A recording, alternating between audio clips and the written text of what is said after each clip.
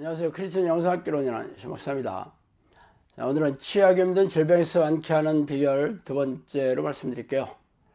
자, 먼저 어떤 질병이라도 치유할 수 있는 하나님의 능력을 신뢰하라는 것이죠. 제 장모님은 시골에서 농사만 짓다 30여 년 전에 자녀들 곁을 떠나가셨습니다. 원래 몸이 하얗게서 늘 아프다고 했지만 치료시설이 변변치 않은 시골이라 어렵사리 읍내 병원을 찾아 진료를 받거나 약국에서 약을 구입하는 것이 치료의 전부였어요.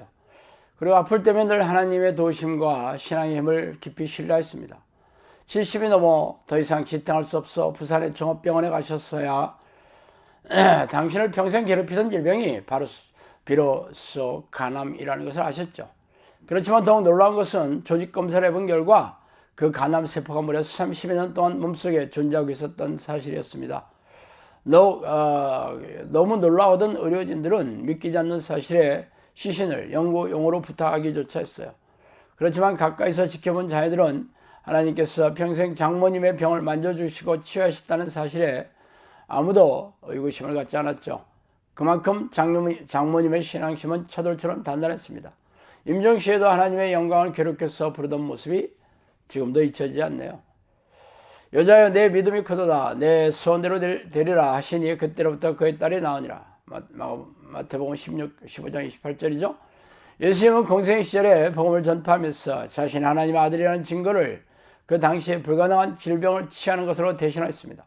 친구들에게 들려왔던 중풍병자도 스스로 걸어나가며 맹인 눈을 뜨고 벙어리가 뜨르며 38년 된 병자도 깨끗이 나았어요. 귀신 들린 사람이 사악한 선악에서 벗어났고 심지어 죽은 사람이 다시 살아나는 놀라운 일도 생겼습니다.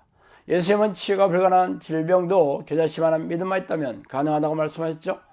그러나 우리는 이러한 능력을 경험하기 어려운 것도 사실입니다. 그 이유는 우리가 생각하는 믿음과 예수님께서 말씀하시는 믿음의 격차가 크기 때문이죠.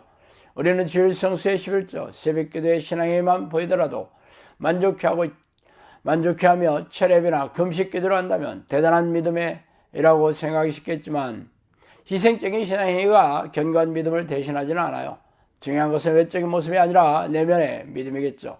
하나님이 기뻐하시는 믿음을 요약하자면 성령의 내주함으로 얻어지는 속사람의 강건함, 그리스도를 믿는 믿음으로 생기는 말씀의 내주함, 그리고 하나님의 사랑을 깨닫고 삶에 적용하여 하나님이 내 안에 충만한 상태를 원하시는 것입니다.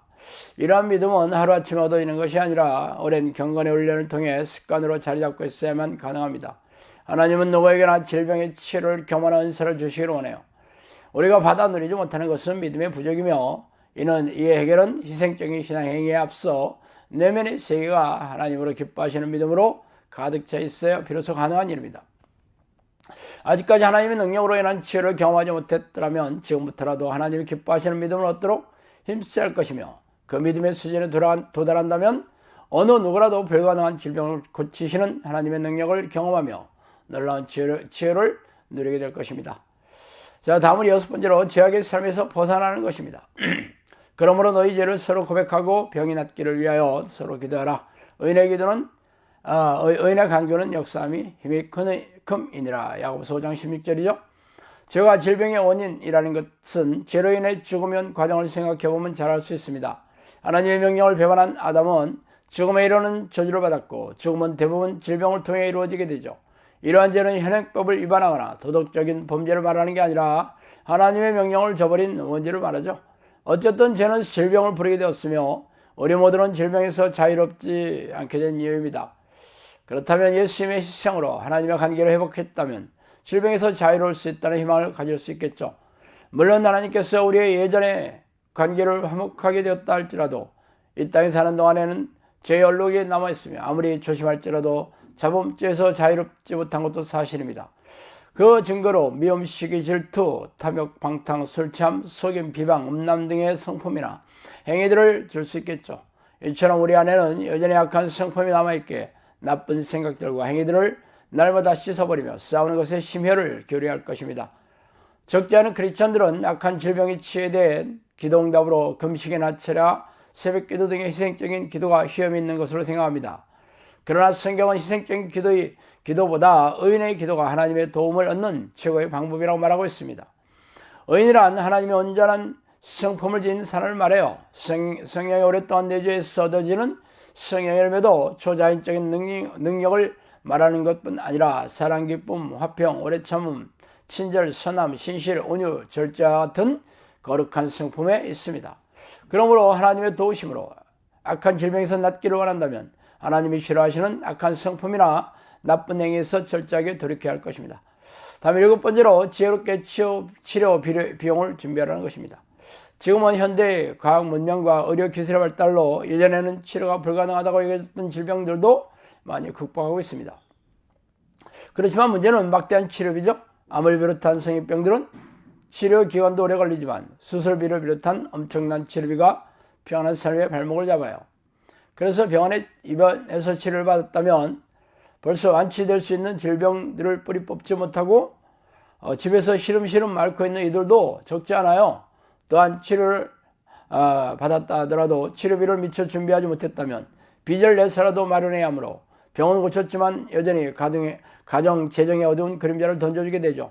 또한 엄청난 치료비도 문제지만 가장이 질병에 걸렸다면 생업에 종사하지 못해 생계비를 벌지 못하며 간병인이 필요하다면 배우자에게 그 역할이 돌아가기에 부부가 같이 병원에 매달려 극빈층으로 떨어지는 일도 허다합니다. 슬기로운 자는 재앙을 보면 숨어 피하여도 어리석은 자들은 나아가다가 해를 받느니라. 잠언 22장 3절이죠. 물론 국가의 의료보험이 상당한 혜택을 주고 있지만 고가의 검진이나 약품, 특진, 간병인, 입원실병 등은 여전히 의료보험의 사각지대예요. 이 문제는 보장성 보험으로 대책을 마련해야 합니다. 재정적으로 하약한 가정이라 할지라도 질병을 봐주지 않아요. 궁핍한 가정은 막대한 치료비를 마련할 만한 재정적인 여유가 없기 때문에 더욱더 보장성 보험이 절대적으로 필요하겠죠. 보장성 보험의 피보험자는 가정의 수입을 벌어주는 가장, 배우자, 자녀 순으로 가입하며 치료비가 적은 일반적인 질병보다 암, 담요, 관절염 혹은 뇌졸중 등의 성인병을 집중적으로 보장해 줘야 합니다. 성인병은 치료비가 엄청나기 때문이죠. 보험료는 수입에서 7% 이내가 적당하며 10%를 넘지 않은 선에서 가입하는 것이 좋아요. 보험은 저축이 아니라 재정 위험에 대한 비용이므로 과도한 보험은 가계의 재정에 무리를 주게 되고 보험이 전혀 없는 것 또한 위험천만하기 때문입니다. 또한 이미 질병에 걸렸다면 엄청난 치료비도 문제지만 환자에게도 많은 고통을 수반하기 때문에 미리 정기적인 건강검진을 성실하게 받아 조기에 질병을 발견한다면 적은 비용으로 손쉽게 치료할 수 있겠습니다. 특히 중년이 넘어선 나이라면 매년 건강검진을 받는 것은 필수겠죠. 하나님이 살아계시더라도 자동차 문을 잠그고 떠나는 것은 당연한 일입니다. 이처럼 재앙이 눈앞에 보이는데도 적절한 대비에 소홀하다면 어리석고 미련한 사람일 뿐입니다. 8번째로 영원한 천국의 소망을 두라는 것입니다. 사람은 누구나 죽기 마련이죠. 예수님의 능력으로 죽었다가 무덤에서 다시 살아난 나사로라 할지라도 나중에 다시 죽었으면 말할 나위 없습니다. 아무리 철저하게 건강을 지키려고 노력하고 열심히 운동하며 예방에 최선을 다했다 할지라도 누구나 질병에서 자유롭지 못하며 언젠가는 질병으로 인해 죽음에 이르는 것은 피할 수 없는 운명입니다. 그러므나 크리스천이라면 죽음을 공포의 대상으로만 생각할 필요는 없어요. 죽음은 천국으로 들어가는 또 다른 행사일 뿐입니다. 천수를 마음껏 누리다가 자녀들의 이별 속에 임종을 맞이한다면 좋겠지만 태어날 때처럼 떠날 때는 순서가 없습니다. 부모보다 앞선 자녀도 있고 아내를 앞세우는 남편도 있어요. 언제 호련히 이 땅을 떠나게 될지는 아무도 모르기 때문이죠. 그러므로 이 땅에서 살아갈 때는 떠날 마음의 준비가 되어 있어야 합니다. 이 땅에 사는 것은 학생들이 수업 보는 것처럼 임시적이고 일시적이에요. 하나님의 자녀인 우리들은 영원한 천국의 삶이 마련되어 있습니다. 그러므로 생각보다 젊은 나이에 치하게 힘든 질병에 걸렸다 할지라도 자포자기하며 실망하는 것은 현명하지 못합니다. 오래 사는 것이 문제가 아니라 어떻게 사는 것이 더욱 중요한 문제이죠.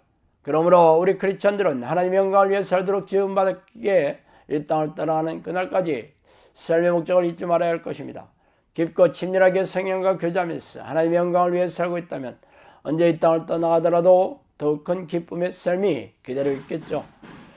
물론 남겨진 가족과 친구들의 안타까운 이별로 슬프긴 하겠지만 천국에서 다 함께 영원히 사는 날을 생각한다면 기쁨의 눈물로 받아들여야 할 것입니다. 그래서 고통스러운 질병이라도 영원한 삶의 가정으로 여기고 친구처럼 담당하게 인정해야 하는 이유이기도 합니다. 우리에게는 영원한 삶이 기다리고 있기 때문이죠. 자, 오늘 여기까지 하겠습니다. 감사합니다.